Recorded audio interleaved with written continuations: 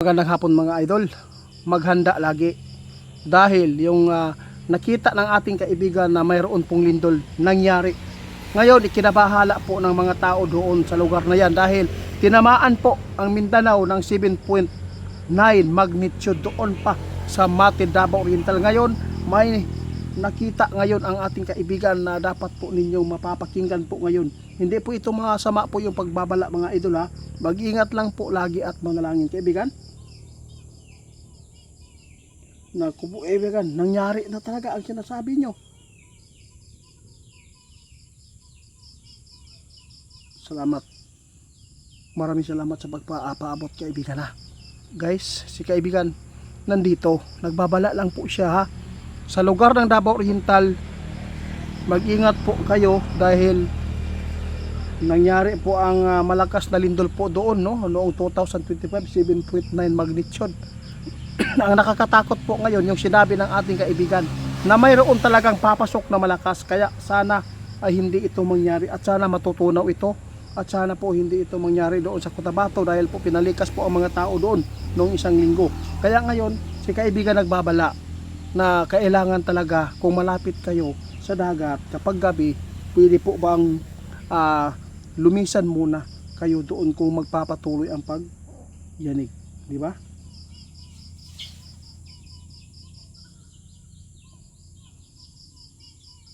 Tingnan, salamat kaibigan ha.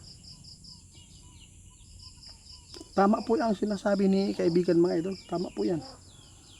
Sabi ng ating kaibigan itiit kanina, tiningnan po namin ang Mindanao. Masama talaga ang lagay dahil sa pangit na panahon. Lalo na ang lupa.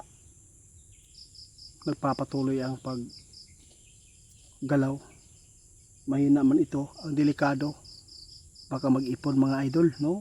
Nakakatakot po ito, nakakabahala po ang sinabi ng ating kaibigan na ito po ay ikinatatakot niya na mangyari po yung sinabi po ng ating kaibigan na mayroon pong mga lugar na matabunan, hindi lang po daw sa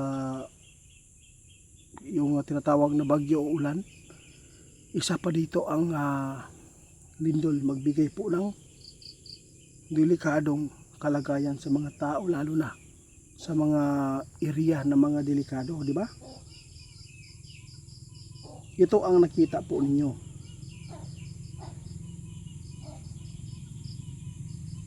Hindi naman po yan masama kaibigan eh. Yung pagpapaabot, ang maganda po, nakapaabot tayo. Guys, si kaibigan naghingi ng tawad kung bakit lagi po niyang ipinapaabot ang masama na mga balita. Dahil po ang masama na balita ay pwedeng ikakamatay ng tao. Hindi na kailangan magbigay po si kaibigan ng good news dahil po ang good news, ang magandang balita ay hindi po yan nakapapahamak ng tao. Kaya wala kayong marinig masyado ng mga good news kasi pinabantayan ng ating kaibigan kung ano man po ang banta ng buhay ng mga tao dito sa atin, yun po ang kanyang ipapaabot kaibigan. Nako, pinangalanan pang lugar oh. Sa Davao mga idol, makaranas po daw sila ng pagyanig ng lindol doon, mag-ingat po. May panahon na makaranas sila ng pagyanig ng lindol. Lalo na doon sa Malungon, Jinsan, pakinggan po ninyo ang binababala ng ating kaibigan sa inyo. Mag-ingat lang po ang malapit daw sa dagat at malapit sa mga building. Huwag po tayo magkampante dahil lagi naman po kami nagpaabot nito. Alam kong nagsawa na kayo. Kanina masama talaga ang hatid ng balita dahil mayroon talagang pagyanig ng lindol. Ang delikado dito, baka mag-ipon lang po ng lakas ang lindol ngayon. Di ba sinabi po ng ating kaibigan, pagkatapos ng basyang mayroon po makaranas ng pagyanig ng lindol. Ngayon nakakatakot mga idol. Nangyari po. Yun po ang ibig sabihin nito. Si kaibigan hindi po nagbiro-biro.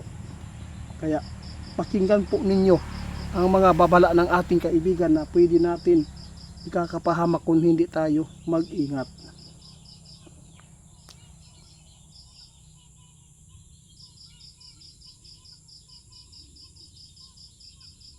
Tingnan mo mga idol.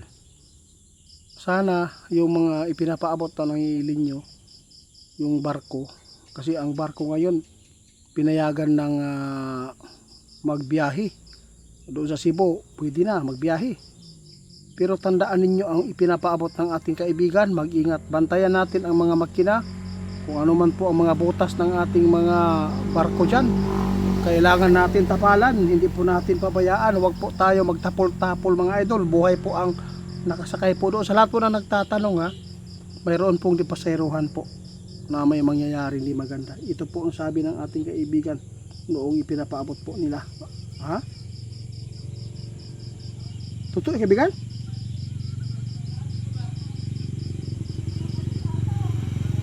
Grabe mga idol. Sinabi ng ating kaibigan, sana hindi daw ito mangyari ha. Sana hindi ito pahintulutan. Kaya sa lahat ng makapanood sa amin, maraming salamat po sa inyo. Sana po ay may share po niyo itong video guys, dahil po nagbabala po si kaibigan doon sa Mati. No? Mag-ingat. Lalo na yung pinapangalanan po niya ng mga lugar.